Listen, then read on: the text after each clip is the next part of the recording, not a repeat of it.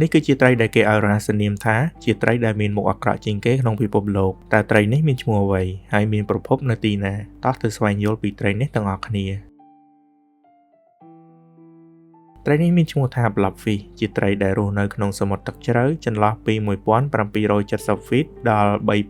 3940 feet និងប្រទះឃើញមាននៅក្នុងមហាសមុទ្រឥណ្ឌាមហាសមុទ្រអាត្លង់តិកនិងមហាសមុទ្រប៉ាស៊ីហ្វិកជាដើមត្រីនេះអាចធំធាត់និងលូតលាស់រហូតដល់21 pound ឬក៏ប្រហែល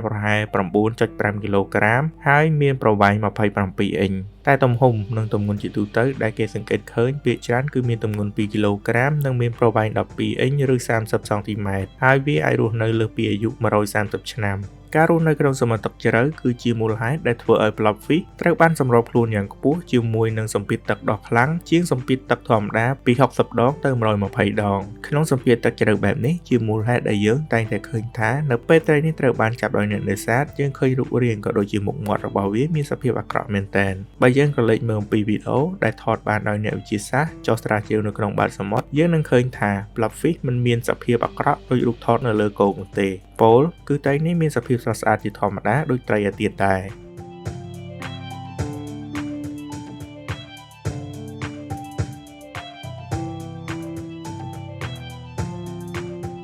មានសំណួរជាច្រើនដែលតែងតែសួរថាតើយើងអាចយកត្រីនេះមកចិញ្ចឹមបានដែរឬទេសម្រាប់ការបកស្រាយជាទូទៅគេបានផ្ដល់ចម្លើយថាប្រសិនបើយើងចង់ចិញ្ចឹមវាលើកលែងតែយើងអាចស្វែងរកនៅទូចិញ្ចឹម